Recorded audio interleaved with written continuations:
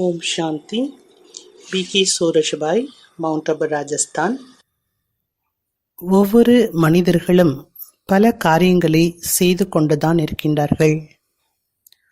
ஆனால் யார் பற்றற்றவராகி விடுபட்டவராகி காரியம் செய்கின்றார்களோ, ஆன்மீக பாவனை ஆன்மீக சொரூபத்தில் நிலைத்திருந்து காரியத்தை செய்கின்றார்கள், அவர்கள் உண்மையிலேயே அலௌகிக மனிதர் ஆவார்கள். மேலும் யோக யுக்தாகி காரியம் செய்பவர்களிடம் இந்த அனைத்து திறமைகளும் தானாகவே வந்துவிடும். யோக யுக்தாகி காரியங்கள் செய்வது என்பது ஒரு கலையாகும்.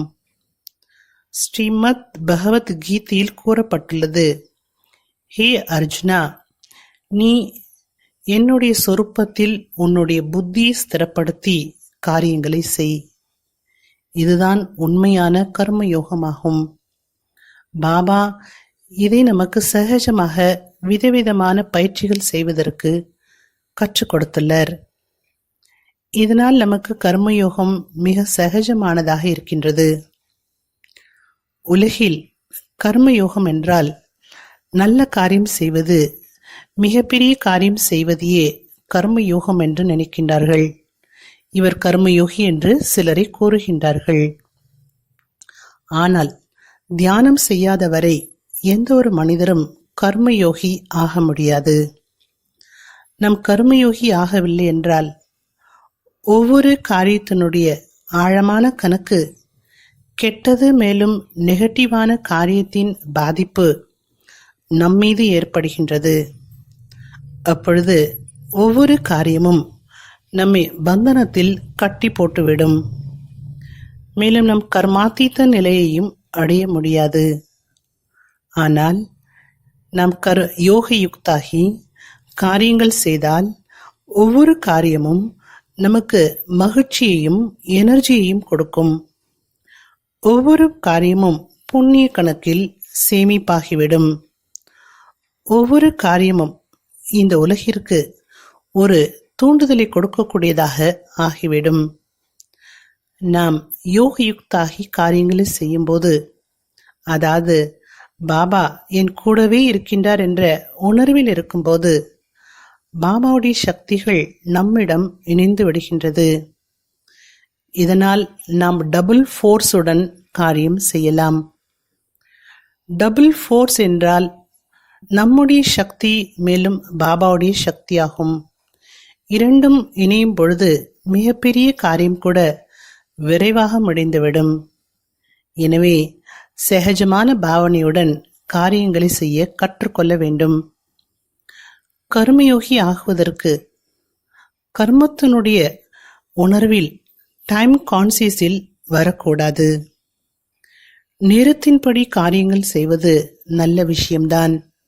அதே நேரத்தில் டைம் கான்சியஸில் வந்து அடிக்கடி கடிகாரத்தை பார்ப்பது, மற்றவர்களையும் சீக்கிரம் செய்யுங்கள், விரைவுபடுத்துங்கள் என்று கூறுவது போன்ற டைம் கான்சியஸ் டென்ஷனை ஏற்படுத்திவிடும். கர்மத்தினுடைய கான்சியஸ் ஆகுவதன் மூலம் மனிதர்கள் அனைத்தையும் மறந்து விடுகின்றார்கள். காரியங்கள் செய்யும் போது அதில் முழு ஈடுபாட்டுடன் அதில் மூழ்கி செய்வது அவசியமானதுதான். ஆனால் பாபாவே மறந்துவிடும் அளவிற்கு நம் கர்மத்தில் மூழ்கிவிடக்கூடாது. மற்ற அனைத்தையும் நாம் மறந்துவிட வேண்டும். வாருங்கள், சகஜமான பாவனையுடன் காரியங்கள் செய்வதற்கு பயிற்சி செய்யலாம். காரியங்கள் செய்யும் பொழுது நடனம் ஆடுவது போன்று ஆனந்தத்தை அனுபவிக்க வேண்டும். நான் எனது காரியங்களை ஆனந்தமாக மகிழ்ச்சியுடன் செய்ய வேண்டும் என்ற மனநிலையை உருவாக்கி கொள்ள வேண்டும். கர்மத்தில் நாம் செய்ய வேண்டிய பயிற்சி, ஒவ்வொரு காரியங்கள் செய்யும் போது நாம் செய்ய வேண்டிய பயிற்சி, நான் ஆத்மா இந்த தேகத்தில் அமர்ந்து எனது காரியத்தை செய்வித்துக் கொண்டிருக்கின்றேன். நான் செய்விக்கக்கூடிய ஆத்மா.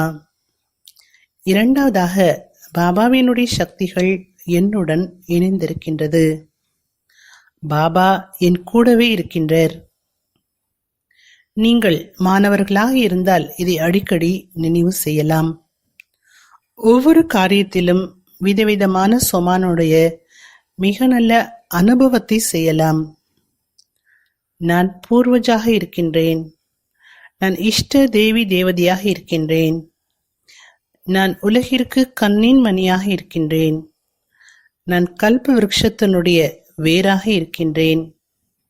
எந்த சொமான் உங்களுக்கு மிக பிடித்தமானதாக இருக்கின்றதோ அதை தேர்ந்தெடுத்து நினைவு செய்து கொண்டிருக்க வேண்டும்.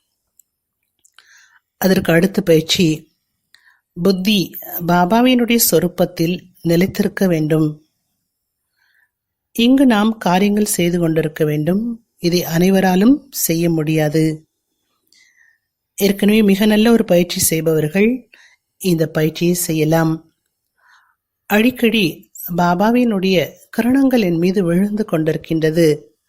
அவ்வப்பொழுது நான் ஃபரிஷ்தா காரியங்களை செய்து கொண்டிருக்கின்றேன். இதுபோன்ற கர்மயோக பயிற்சியும் செய்யலாம்.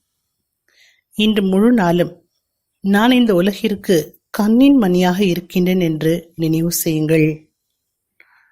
நான் இந்த உலகில் இருப்பதே மிகப்பெரிய மகத்துவமான விஷயமாகும். இதன் கூடவே பாபாவினுடைய கரணங்கள், சக்திகளுடைய ஃபவுண்டன் நிரந்தரமாக என் மீது விழுந்து கொண்டிருக்கின்றது என்ற பயிற்சியை செய்யலாம். ஓம் சாந்தி.